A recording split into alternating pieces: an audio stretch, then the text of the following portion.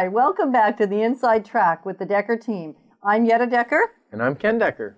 And we're so glad you're joining us today. Today we're going to be talking about preparing your home for maximum marketability.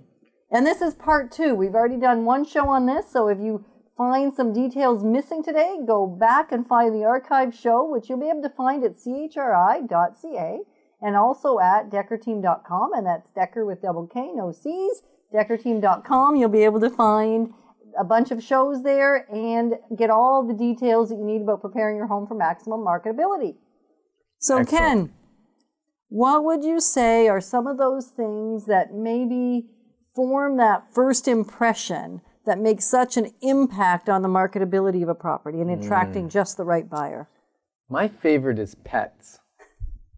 Not really my favorite, but it is a big thing. Because when I ring that doorbell or knock on the door, because that's what we're telling the person, when we're showing a property to a prospective client, we knock on the door, or we ring the doorbell to in case someone's home, to let them know that we're there. Usually they're not though, right? No, usually they're not home. And that's ideal, isn't it? It's absolutely ideal. And then we go to open the lockbox. Well, if I hear that big dog barking, or sometimes even that little dog barking at the door, that really affects the first impression of both myself and my client. Because if it's a big dog, I'm wondering, is it friendly? Is it a dog that, you know, is going to protect the house when I come in, or one that's going to jump up on my clothes? I know you've had some clothes ruined by a dog jumping up and so have my clients, which is more important than even myself, right? And we're actually dog lovers. We like dogs. Yeah, we love them. Love animals, we love like pets. Cats. But sometimes our clients don't, or they have allergies to cats. I've had people refuse to go into a home that has had cats because they are so allergic that their eyes and their face would just puff right up. So they've said, no, we'll just wait in the car, or we can't go into that house. And so pets are better out of sight, out of mind. I like to talk about them like the $10,000 pet. So if you've got 2 pets in your house, you might expect sometimes to get $10,000 or $20,000 less for your house than if they go to grandma and grandpa's house or something and just farm them out for a little while you're selling the home. Well, some people aren't comfortable doing that, Ken. So what are some things you could do to sort of maybe minimize the effects, the negative effect that could take place when there's pets in a home? Well, sometimes they may keep a dog in a crate or in the garage, or come home and take the dog out for a walk or something during a period where we have a showing. I always recommend take the food dishes and the kitty litter box and that sort of thing. Get it out of sight, out of mind. We don't want to smell it when we come in, because all of those things, we talked about odor, all of that is that first impression. People make a decision to buy a home. It's an emotional decision, as though we think we're reasoning it, but really it's emotional, and we get that emotional decision through our senses. And that is our sense. So explain that a little bit more, Ken. Well, that's our sense of smell.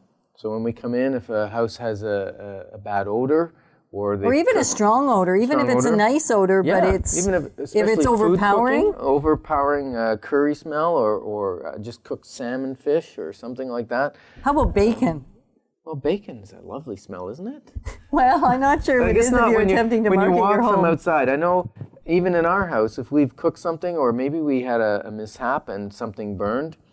That's happened. And you think you've cleared most of the smell, and then you go out for a walk or you go to work and you come home in the evening and the house has been closed up, and you open the door and immediately you smell the smell. Right.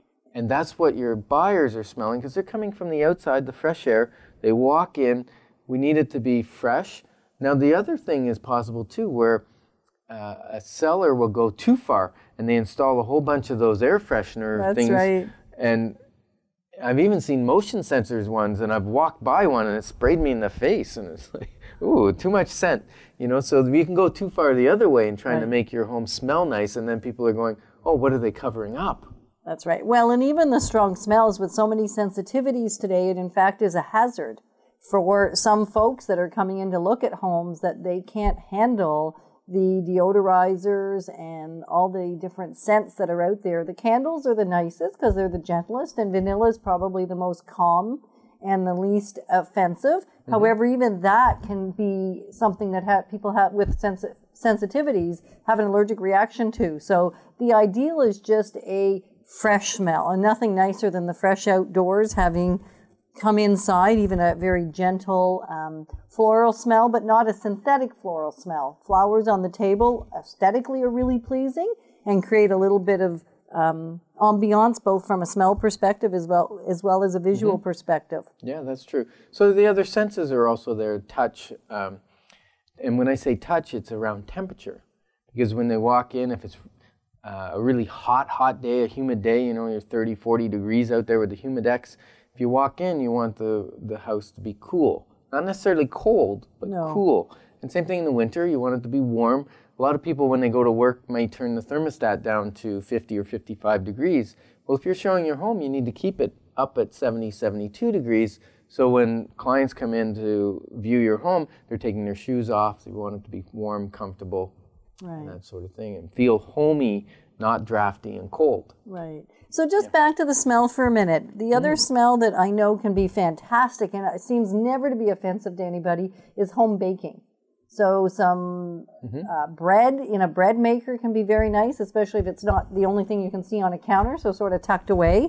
But the smell of fresh baked bread can be very helpful, or even a little bit of vanilla on a burner can be a very gentle smell. Leaving candles burning, the challenge with that, of course, is it's also dangerous, so I wouldn't recommend that. In relation to the pets, the other thing that I would recommend is if you have pets or things that need to be removed from the house so that it's fresher smelling, is simply request 24-hour notice for showings, and that generally can be accommodated. It could have a negative impact if in fact there's out-of-town clients in and they really only have today to look. However, for the most part, requesting 24-hour notice so that you can ensure that the home gets the ability to have a phenomenal first impression is worth the effort. Yeah, because sellers want to put their best foot forward and make the home the best presentability to a prospective buyer.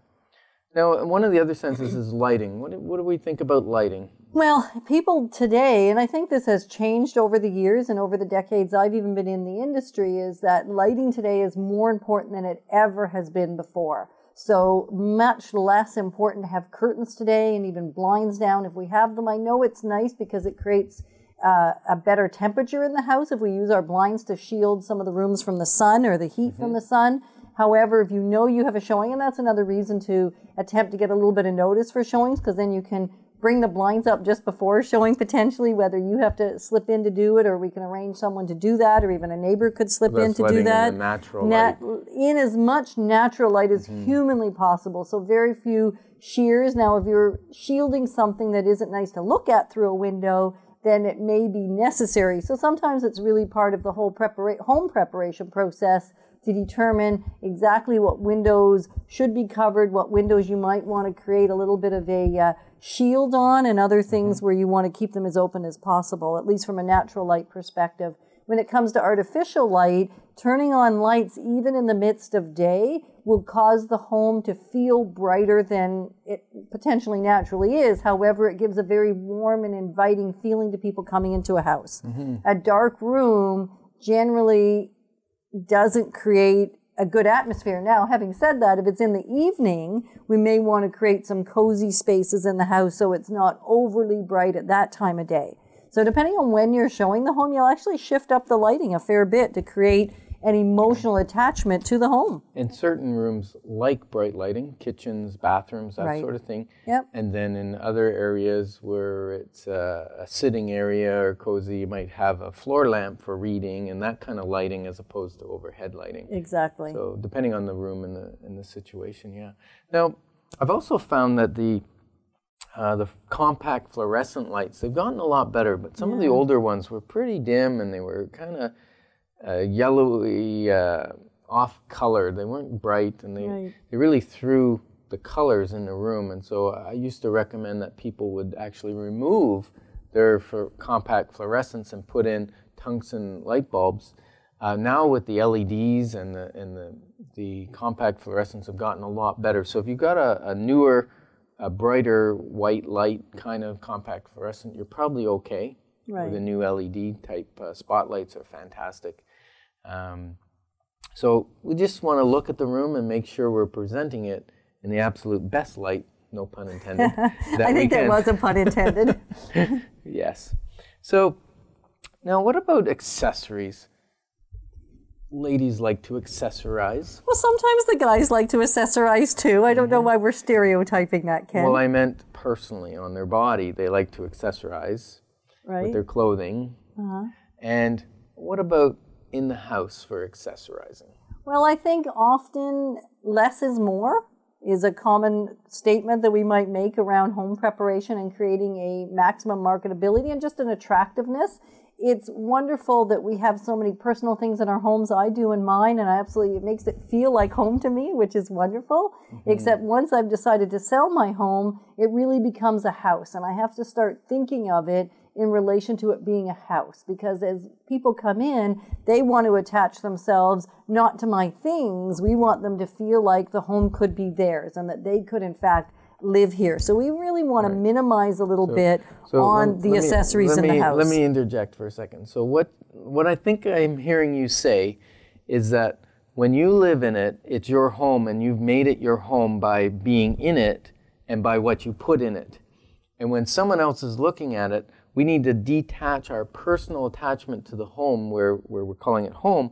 Now it's a property or a house, and we're selling that property or house, and we have to clean the slate a little bit so someone else coming in can go, I can make this home. Exactly. And they're transplanting in their mind their furniture, their paintings, and their possessions into that new shell, which they're going to make their home. Right. And that's where it becomes that emotional buy as well. Exactly. Whenever I've found that a buyer comes into a house and they may sit down on the couch and they're looking around, or they say, oh, you know, I noticed that they're pausing in a room, they're going, oh, it's okay, I'm just placing furniture. And when I know they're doing that, that's a huge buying signal that they're interested in that home. Well, interesting in owning it, right? Yeah. Yeah. And I think the other thing then that comes up as a question is, well, then wouldn't a vacant house be better? Can I just not take everything out? Is that what you're asking me to do? And the answer to that is absolutely not. A vacant home will generally feel smaller than a furnished home because it's harder to imagine what you might do in different spaces. So some furniture with mild or light accessories can be really helpful, or a few darker accessories but well positioned in the home. Larger paintings versus smaller paintings and that kind of thing. So clutter would be the word that we might use, and it won't feel like clutter to me in my own home. However, if I'm selling the home to others, it would feel like clutter. So I almost have to put myself in the shoes, or I really have to, in the shoes of a buyer when I come through my own home. And even when we talked about smell coming in the front door, I, living in the house, probably don't notice the smells that are there present in my home all the time. Whereas a complete stranger walking in will see it very differently. So I would generally say not to be our own judge of smells, lights, even clutter versus not clutter. Well, if you're just joining us, this is the Inside Track on Real Estate, and I'm Ken Decker, and this is my partner, Yetta Decker. And together, we're the Decker team, and we're talking about preparing your home for marketing and for selling so that you can get the top dollar, right? We want to get the most amount of money possible in the shortest amount of time, because that's really what you as a seller want, right? You want to get it done with the least amount of hassles, and that's where we come in, and also get it done quickly and for the most amount of money, and that's also where we come in. That's kind of neat. We get to solve all three of those problems. And you want to be kept safe. I think that's the other important piece, is that you just want to know all the details are looked after. And today specifically, we're talking about details around preparing your home for attracting buyers, and the right buyers, the ones that want to pay a compelling price for your home. Yes. Now let's switch gears a little bit, because we were talking about smells, but there's another, it's kind of a health hazard, but it also creates a smell, and that's mold and mildew. Huge. Yeah. It's becoming kind of the buzz in the industry, and yet every home has mold and mildew in it. You don't have a home even brand new built. Explain that, Ken, because that sounds a little bit maybe, too much. Yeah, well, mold and mildew is created through moisture. And even when you're building a house, it's not always protected from moisture. You know, the roof's not on yet, it rains, the wood gets wet. So it's what level and what type of mold or mildew is happening. And, you know, there's moisture, would that not be a better way to say it? Yes. Maybe just a little bit of moisture evidence, even in the windowsills when there's a little bit of dust that now all of a sudden gets wet and now it starts to look because not healthy. Mold cannot grow without moisture. Right. And what it does when it gets dry, it just goes stagnant. And you don't generally smell it when it's not growing or it's stagnant. So, you know, a simple thing, basements tend to be damper than upstairs. Right, because you've got all that concrete, which has some moisture in it or retains moisture. And the cool air falls to the basement. Right, which is moisture air. Well, it condenses. Right. Because in heat, hot air can hold much more moisture than a cooler air can. So although you don't have any condensation upstairs, you may have condensation in the basement. Now, simple things like a dehumidifier in the basement running can remove a lot of that moisture and prevent future molds and from growing, but also stunt anything that's happening. Now, worst case scenario is when we have you know, a basement flood or crack in the foundation where there's moisture coming in all the time. Those sort of things we need to address in the real estate process because that needs to be cleaned up. And those things can become hazards if we've got mold growing behind the drywall or that type of thing. But for lots of times, it's just in old furniture, because usually the basement, sometimes people, well, that's where the furniture goes, the old furniture, the furniture that I got from mom and dad goes into the basement, and all of that, and the carpet down there, that's holding that.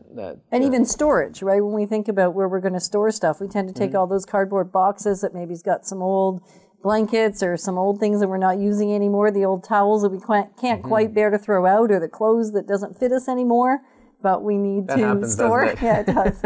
It does. So, yeah, that stuff retains the smell, and then that actually starts. We used to call it musty, a musty smell. Right. And now it's been kind of labeled molds and mildews, and some people are more sensitive to that than others. But when we're selling a home, we want to eliminate that objection totally, and that's what we.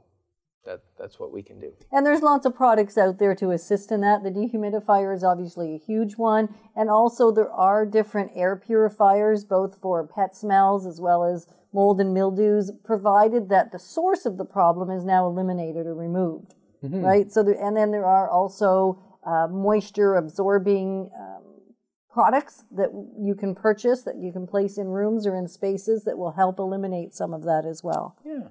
So we've talked about smell, we've talked about visual, which is the lighting, the decluttering, the making everything look tidy and nice.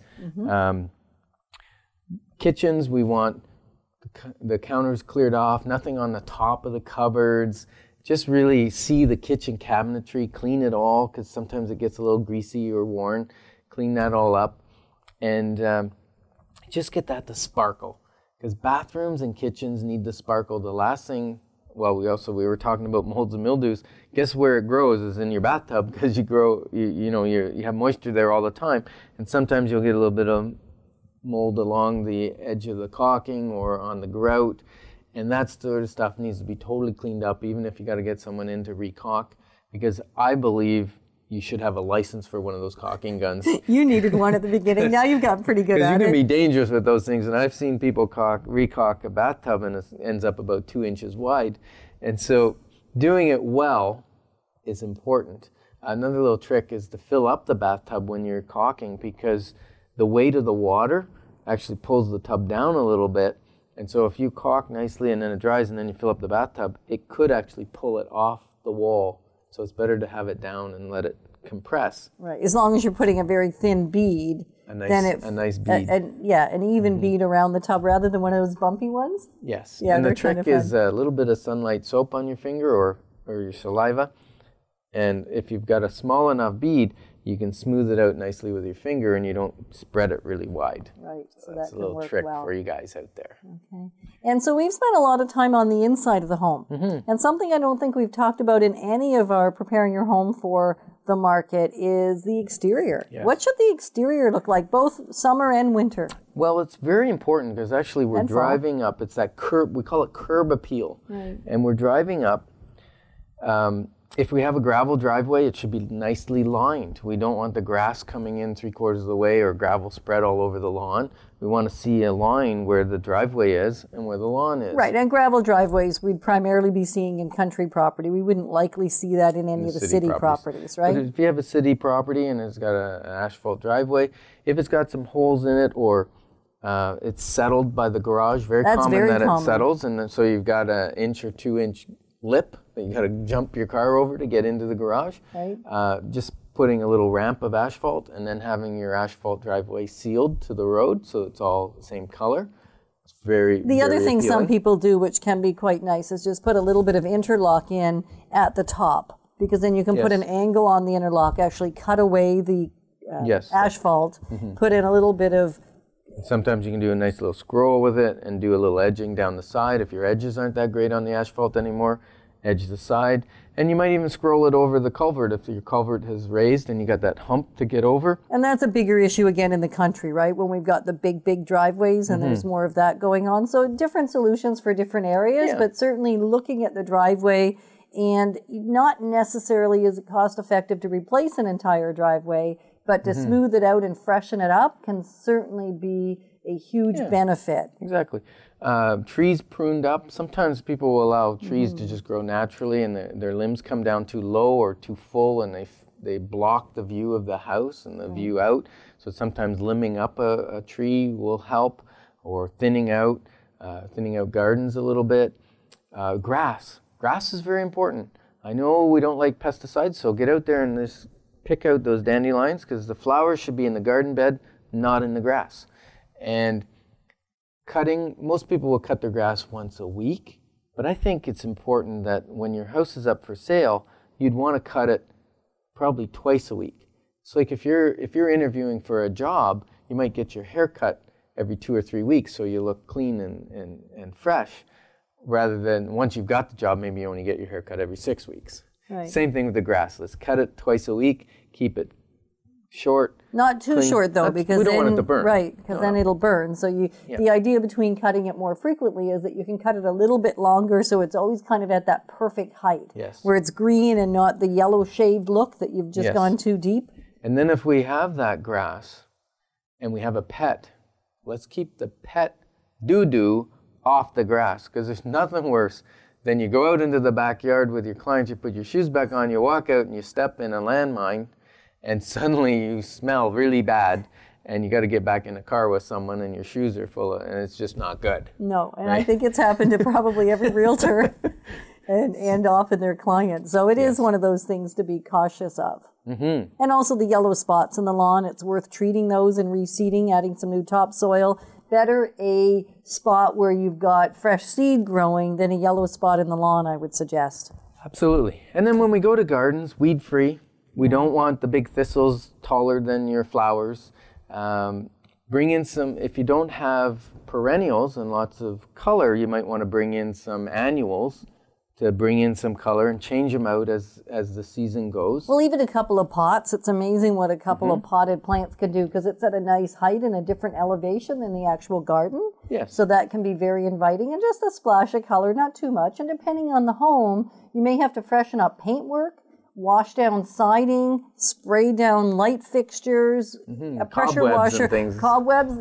I mean, we don't see them when we live in a house. I know I had a home stager come to my home after I had prepared it for sale at one point, and she did some training at my home for some of our realtors. And I thought it was perfect already. And she found all kinds of things, and she certainly started at the front door with the light fixtures and the little cobwebs hanging off of those. And just even dirty siding, even a puck that's hit it in the wintertime, or the front of a garage door, that kind of thing. Clean and it all obviously, up. Clean up just that general washing everything down, and clean windows. We talked about the brightness in a house. Well, dramatically change the brightness in a home if we have clean windows versus dirty windows. Right. So at the beginning of each season, it's ideal to clean things up. In the fall, raking up the leaves, keeping those off the lawn is also important. Right. And the front door.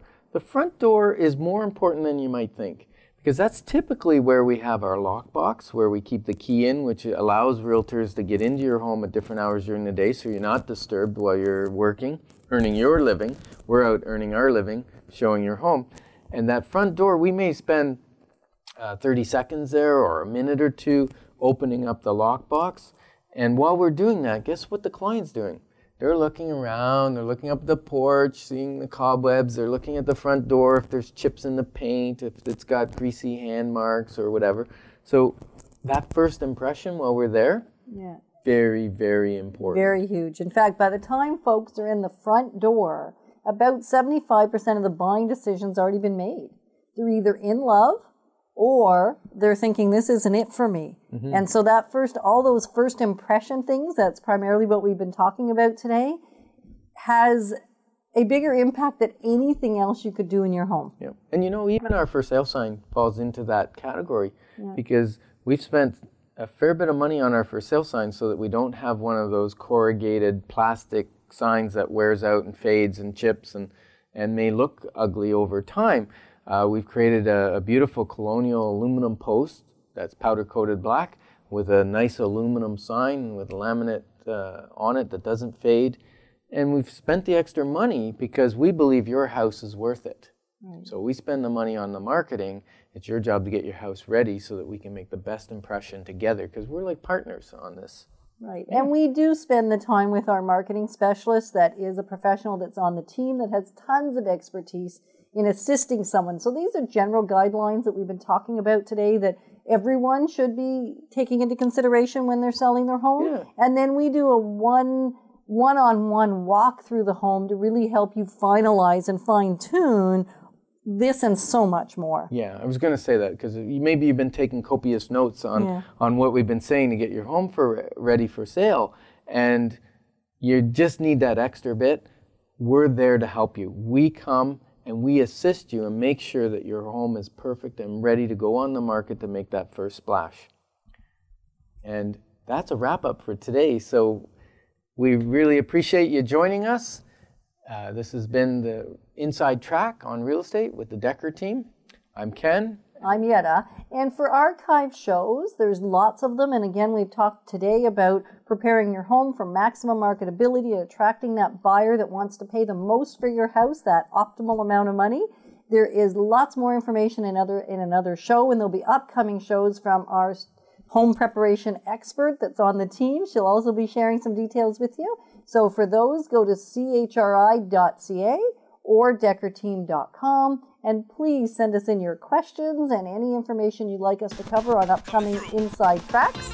And you can reach us at 613-860-4663. And we're delighted that you've joined us today for the Inside Track and hope to hang out with you again soon. Bye for now. What you wanna do?